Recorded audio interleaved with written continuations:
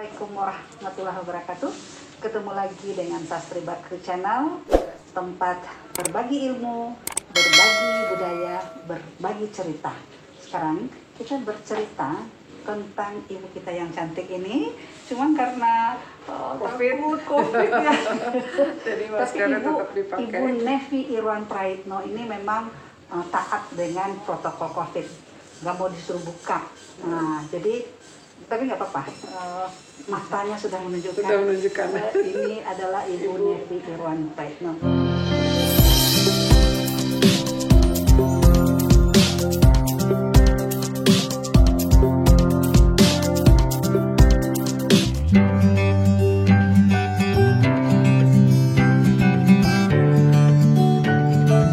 Bu Nevi, apa kabar? Baik, alhamdulillah. Capek banget ya bolak-balik Jakarta Padang ya. Dinikmati. Luar biasa. Bu, kita bincang-bincang cerita-cerita tentang peran ibu sebagai istri gubernur, kemudian sebagai ibu yang barusan saja mendampingi anak yang melahirkan ya, cucu yang ke-9. Cucu yang ke-9, anaknya juga hampir jadi punya sepak bola ya. Oh, hampir. Tinggal satu lagi. Itu gimana tuh Bu, ceritanya? Kok sampai hampir berapa ya? 11 ya? 10. Ya 10 itu Bu, gimana tuh? Iya.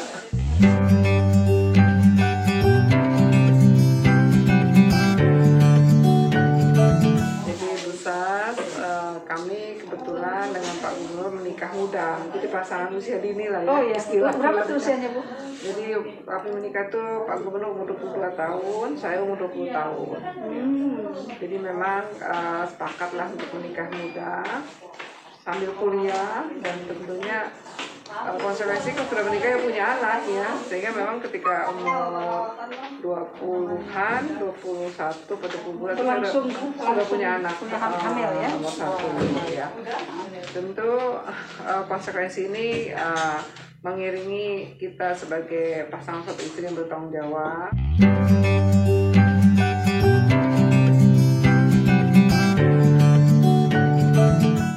Jadi kebetulan Bapak juga sudah selesai kuliah dan kami pindah ke Padang. Terus ketika kami pindah ke Padang, kami sudah punya anak 2. Jadi kalau kita hitung per 10 tahun itu kita punya anak 5. Jadi sekali 2 tahun dipukul rata ya. Sebetulnya gimana caranya Bu? Cucu saya, anak saya punya Ranti ya, punya anak 2 aja saya udah lihat repot banget ya. Iya, mungkin zaman dulu, zaman sekarang tentu beda Bu Sas. Karena kan sudah ketika saya punya anak kan di tahun 87 ya, sudah hampir 30 tahun. Anak saya besar kan udah 32 tahun. Suasana tentu beda, ya beda sekali, ya beda seperti bumi dan langit. Dan kondisi situasi juga sekitar lingkungan juga beda, ya sehingga pada saat itu ketika kita punya anak itu rasanya memungkinkan untuk jumlah anak yang jarak waktu dekat, ya. Dan yang pasti buat kita sebagai pasangan suami istri itu memiliki kesadaran penuh bahwa ini adalah tanggung jawab.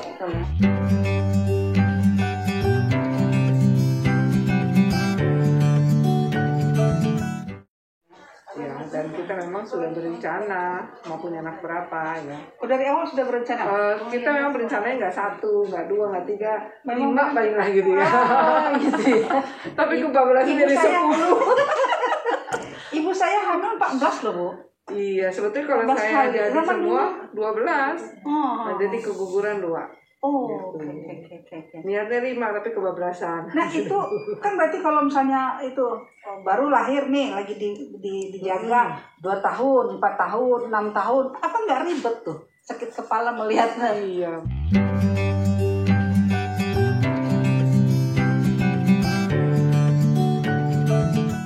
Mungkin karena ketika itu kan saya memutuskan diri untuk berada di rumah.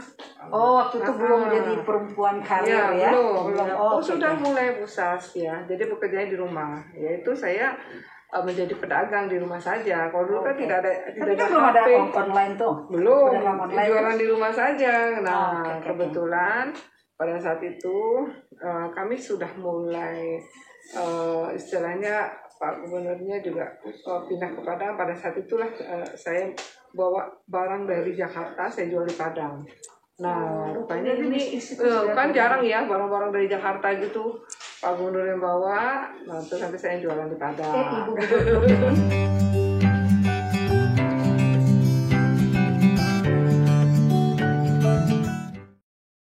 Ibu Gubernur tuh memang punya sense of business-nya luar biasa. Dulu waktu dari Spanyol ya, ngapain banyak-banyak ternyata bisnis itu juga ya, luar biasa ya. Jadi kalau ibu nih kaya memang dari dulu ya, memang suka bisnis ya. Pergi kemanapun selalu membeli barang-barang yang di luar terus nanti dibawa dijual di sini ya. Memang luar biasa. Bu, waktu itu Bapak jadi dosen ya?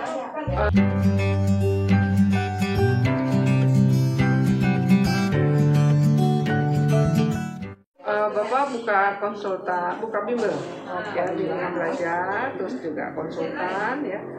Ya itu yang Bapak tekuni sampai mau S2 di Malaysia tahun 95. Ya, terus saya masih ada di Padang bersama anak-anak, terus tahun 97 Bapak ambil doktor, baru kami ikut ke Malaysia. Oh, ikut juga? Bisa, gitu. Anak dibohong semua? Bohong semua.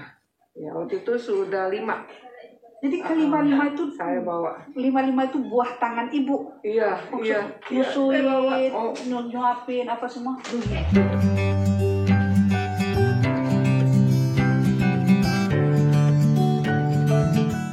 Tentu di sini kan di balik kesibukan Bapak juga ada kerjasama ya. Untuk ketika Bapak di rumah membantu saya. Mau? Mau lah ya, udah anaknya.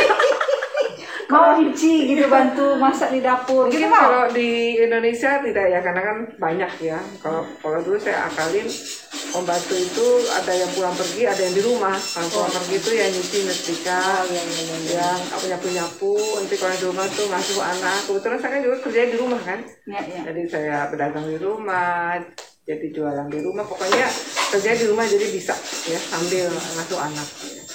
Nah, jadi Bapak yang pergi ya keluar. Jadi ibu peran domestik betul dilakukan ya. Berarti artinya kan anak itu terbentuk memang dari kecil kan. Dia punya memori itu waktu kecil sebetulnya kan. Jadi menurut ibu nih, perkawinan muda itu sebetulnya ada masalah ya kalau misalnya ada saling memahami, saling pengertian. Kan orang banyak tuh, kok pada bercerai, kawin muda.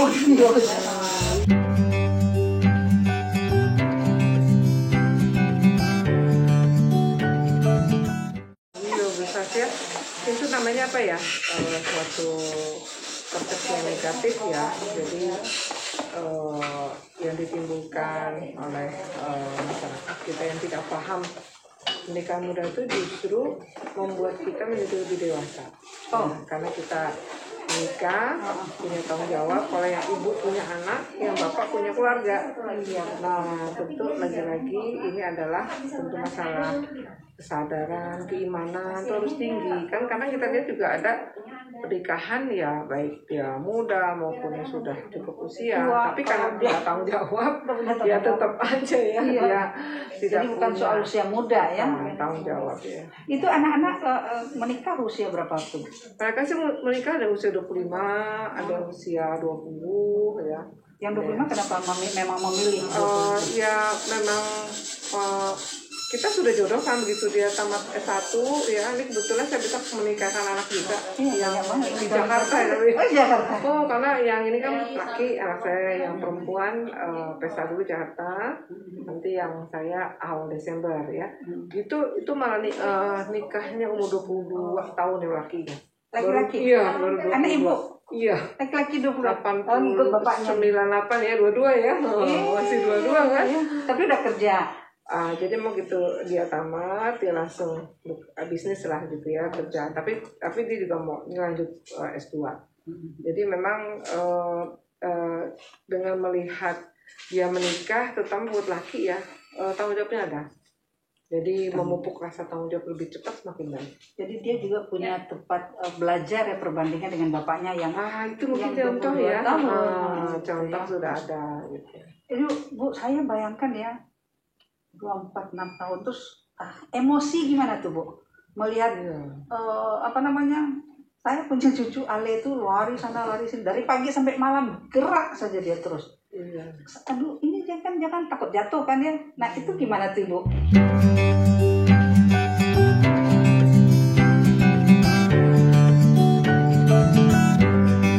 Karena Bapak juga psikolog ya, jadi saya juga banyak belajar sama Bapak. Jadi ya sebenarnya nggak ada masalah ya, karena Bapak juga. Jadi memang dalam mendidik anak nih tidak hanya masalah keimanan, tanggung jawab, juga kita harus paham tentang pendidikan anak. Ya, dan kita belajar, harus punya ilmunya ya. Jangan kan kita, jangan kita punya anak, menikah pun juga harus punya ilmu kan. Iya. Nah, sehingga menikah punya ilmu, punya anak punya ilmu, saya pikir dengan adanya ilmu, semua akan diselesaikan dengan baik. Dalam banyak hal ya, termasuk hal, ya. memahami Al-Quran harus dengan ilmu. Oh iya. Kalau tidak, sesat kita. Ya, bukan Al-Qurannya yang sesat, kita yang sesat karena kita tidak memahami dengan ilmu. Ya, betul. Betul. Ibu, ini kan perbincangan keluarga ya. Ibu sampai sekarang masih mengurusin sarapan atau makan atau kos kaki, Bapak masih? Oh iya. Jadi bukannya masih, saya itu kan dari dulu, nggak sekarang aja, saya akan meletakkan di mana ada kos kaki Bapak, di mana pakaian dalam Bapak, baju-baju udah siap, jadi Bapak tinggal ngambil. Dulu ya mungkin ketika saya sebelum sibuk seperti ini anggota dewan masih bisa diambil mana bajunya. Tapi sekarang kita udah letakkan satu-satu, jadi Bapak tahu tinggal ngambil aja. Iya. Di sisi mana celananya, sisi mana bajunya, mana batik, udah siap. Nah, sekarang ini Pak Gubernur sibuk, Ibu juga sibuk. Nah, bagaimana membagi waktunya itu untuk ketemu? Oh iya, quality time. Kita harus sepakat ya, quality time udah pasti ya. Kita harus sepakat bahwa pertemuan itu harus ada ya dalam seminggu. Jangan sampai paling tidak ini pasti kita ketemu waktu malam. Ya, kita udah sibuk siang, kita sepakati malam kita ketemu. Ya, malam itu ya kita bisa berbincang, ya bisa berdiskusi.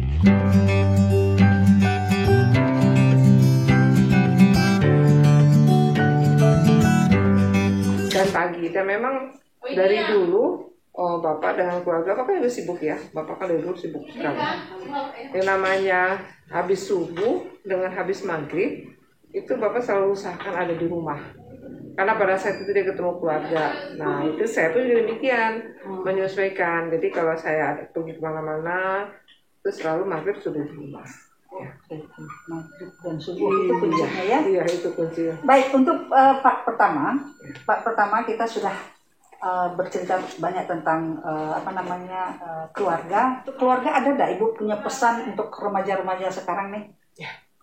Pada remaja-remaja masa kini yang tentu akan mendapatkan tantangan zaman yang lebih hebat ya dibandingkan kita yang sudah berusia lanjut.